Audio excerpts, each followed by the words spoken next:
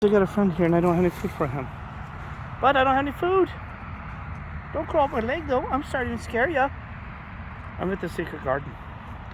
Hey Bud, I'm sorry I don't have any food. Can you say hi to friends? You've been YouTubed. Oh, Bud, don't get shy. Bud, what? Where you at? What? You be nice. What? Got an itch. Well, I'm sorry. I didn't know that there would be any nice friends in this area. I did not. What is? I don't know if my lens is dirty. Oh, he's found something to eat. I'm going to say hi to him over here. Okay. So you see your garden. It's kind of cool, right? And don't be hard my quirky communication, but I love animals. You got to talk to my children. I don't care if you judge me. How are you doing here, Bud? No, I don't have any food. Bud, I don't have any food. God, they get close. I'll bring you some food tomorrow, right? I have no food, my friends. Do you see him? I think he's going to crawl up my leg. Scared me for a moment. I mean, seriously. I'm going to zoom in here. Sorry about that. I'm serious. He was acting like he was going to crawl up my leg. No, I don't have shorts on. I mean, I have shorts on. I don't have pants. I had a raccoon once in San Diego that grabbed hold of my leg. Long story. I was cleaning something in the front of my seat and had to step out. And, this raccoon came and grabbed my leg in the dark in the night. I was at the Jewish mission and scared the heck out of me. The Jewish safety parking lot, right? Anyway, Bud. Does anybody know how to talk? Squirrels talk? Oh, he's digging. Well, I'm gonna have to get him some food. Oh, he's got something. He found something. Yeah. Oh, what's happening? So there's our buddy.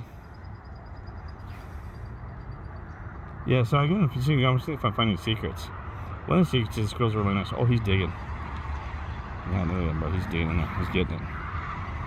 Bud, you come up empty?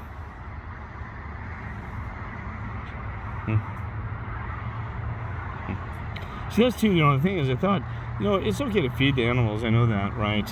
To some extent. Because even like there, see how he's getting exercise?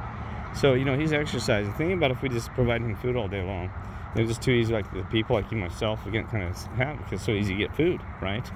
And it's too convenient. So there's got to be a balance too, a balance between, because I do feed animals, I ain't gonna lie, and you gotta be careful because then they get trust and they get killed by somebody. Oh, there's a bird. So anyway, so you know the story. So a balance, right? And so everything's a balance in this world.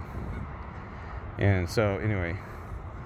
Because if we just fed the animals like turkeys for Thanksgiving, they don't even get to move. Let's not go there because it's too negative. I can't handle that. Cannot handle that part. There's a story I need to tell you, but I can't do it before Thanksgiving because I don't want to ruin everybody's Thanksgiving. So let's drop that right now, right? Let's just drop it, okay? But let's just say that if you are in a cage and not able to move, you're going to get pumped up pretty good. And by the way, we think that genetically modified, talking about this, now that they actually go to stores, I don't want to mention because I don't want to get in trouble, from a store, major grocery chain here in California. I looked at the only thing it had on there was chicken breast. And I looked at the ingredients and it said chicken, salt, pepper. But the main ingredient was bioengineered, which was was the chicken. Isn't that disgusting? Bioengineered chicken. Wow. See how they slowly baked this into that introduction? It used to be bioengineered artificial sweeteners. They started with artificial sweeteners. They said bioengineered food, this and that. And then all of a sudden, bioengineered, I don't know if is that more than genetically modified. It's kind of the same, but bioengineered might even deeper. I don't know. But there's a race over there. I'm sorry, I don't know if you can see that. Put that on there there when I'm talking.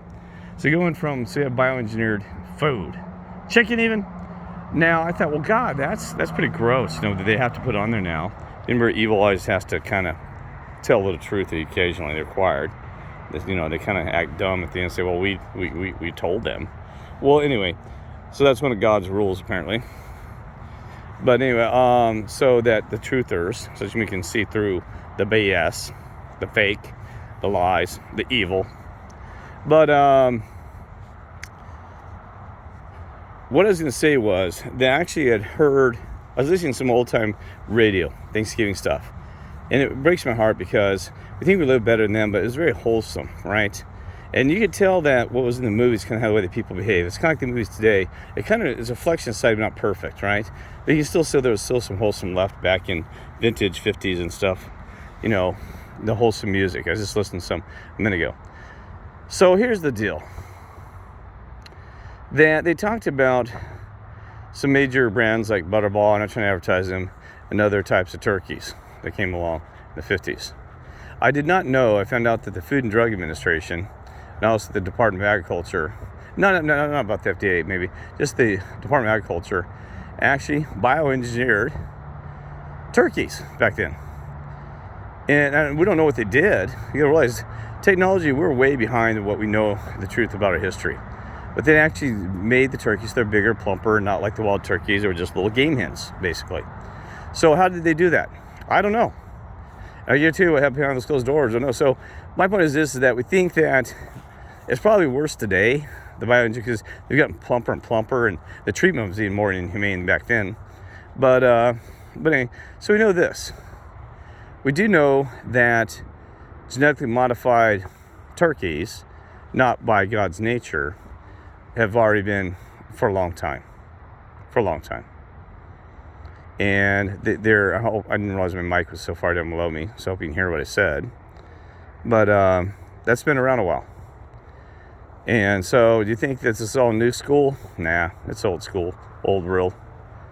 It's been around. It's just getting worse, right? So that's all I had to say. So, we got a little knot in the hole. Is that the secret garden? That's kind of cool. I'm into weird stuff like that. You know what I mean? The tree's still growing. That's just going to tell you. There's a tree over there. I walked too far past it. I can zoom in. That tree right there, way over there. Again, you know, see all those leaves and stuff on there? That thing is completely blown down, but its roots held on strong. Can you believe that? Is that the secret, that even things that are blown apart? Because I don't usually see trees like this. Yeah, I'll just go there real quick and then I'll stop this video. So, you are what you eat, right? And that's an old saying. But that actually is biblical, by the way. You are what you eat. That came from Thomas in the scripture, where the Lord actually talked about that. He said that there's more detail to it than that. Blessed the man blessed the lion that the man eats, like the animals, because they're innocent. Bless them. But oops, show you this. But the man who's eaten by a lion, blessed the lion. So the lion is greater than the man if he gets eaten, right? Does that make sense? So I'm trying to, and I don't know all the details of Thomas. Some say it's bad scripture, but I think God puts everything out there in front of you. It's perception and what you learn from it, and so does the Lord, the messages. So there's a lot to think about that. So where was I headed with that? Well, in a sense that I feel bad for the animals that we eat, and it's a hard thing to swallow. But maybe that's true. I don't know. I think that we're born as a spiritual being with certain intelligence, this or that, but we don't know the whole story. So it's possible that a turkey who gets eaten might get promoted, like the Native Americans even said this, to a higher spiritual being. That's a part of the process, starting from a worm to the higher, right?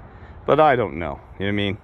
And it gets way away from my beliefs and theology that kind of follows the Father in heaven kind of story and the Lord and all these other things. It's way out there. But you never know, right? Because there's different religions that God made to create a different relationship for those things to occur, right? But what about this? What about instead of being reincarnated, somebody said that once, that you get demoted? I think some Native Americans even said that. So let's say you're not in this world, because I don't believe in reincarnation, my friends. You get one chance, right? But let's say that there is some kind of type of reincarnation. If there is, which I don't know, and you'll have to figure that out yourself, because I don't believe it, because it's an excuse to be as naughty as you can. I'll fix it next life. And nobody's ever born a reincarnation that wanting to be the serial killer or or maybe they do, or the one who's poor and starving in some rotten, like Ethiopia, we're starving to death, right? Who would want to reincarnate that situation? And they said, well, it's a form of their punishment. Well, I don't know, right? But see, because so you're thinking about a worm, so they'd you get demoted. I think they were not only could you progress, the better you were as an animal, you get promoted. They said that your ancestors want to believe that you used to be a turtle, a duck, or a lion. You got promoted through spirituality. It's part of the progression, right? And then, but also you could get demoted if you did an odd job, as you got promoted and you did get demoted, taken down to low level. So might you end up as a worm on the next life, or a serpent, right? Okay, so let me show you this tree. So there it is. The roots, see how the roots pulled right back in there? Look at this. Thing was completely blown over. Look at that. You can see it because it changed its trunk here, the trunk, to going back straight back up. See? So the tree had to adapt and modify, getting blown over by this world. I'm using the analogy of spirituality. You got to hold on to your roots, the foundation. So that's even us, my friends. If you get torn down, pushed down, which may have Tari did, hold on to those roots. Don't give them up. Remember, we talked to trees about integrity. Always hold your integrity. Hold on your foundation. Hold on to the ways that you are. Because I'm telling you what, I could probably be wrong a lot of things I say in the spiritual stuff, but obviously on the right path, and we are, or we've been having this conversation, and maybe one of you have to correct me in the end, because I always keep an open mind. Very important. But just not so open I'm going to adopt in something that's going to take me off course, right? So be this root, and be strong in your foundation. Isn't that cool? This is a surviving tree. God bless this tree. I'm curious to eat in the Lord. You know, he talked about trees and stuff because they are alive. So God bless this tree. It hung on to there through the winds, the storms, whatever happened here, being pushed over, whatever its story is. We don't know what the story is even here. Isn't that amazing? So many people fall down this road, or they go through some terrible times, and we see them in this state up here and don't realize that the leaves pointing to the heavens in the sky, that they were in this. This is what happened to me. When I first started coming to Father and Lord, I got whacked over. But if I hold on strong enough, because this tree could have just died, hold on my roots and my foundation, and the tree of life, I can hold on to this, and I'll be shining again, looking at the heavens with my leaves spread and the branches and all this stuff, right? Okay. All right, I'm gonna see what's happening in the secret garden, because there is a lot of messages in that, by the way. It's not very good. No offense. The original, pretty good. Remix had some themes in it, some stories, and communication, as usual. But I didn't really enjoy the new one very well, to be honest with you. I got more entertained by reading the message hidden in it than the actual, what'd you say, the normie, as Matt would say from Quantum Conscience, about watching the normie trying to just be a normie, joining it from a normie's perspective versus spiritual or awakened or truther like you and me, my friends. All right. Love the way that gold shines. And so I'm going to wrap this up with the final beauty of that. Isn't that cool? Let's see what's happening. This is the secret garden. See if there's any secrets in here. The secret is within you. You're already a secret. You know the truth. The others don't. See. I wonder if there's something in that see, you see. And seek, secret, writ. There is a word about writ. I can't remember what writ means. So maybe you can see the writ, the right. I don't know. All right, God bless. Love y'all.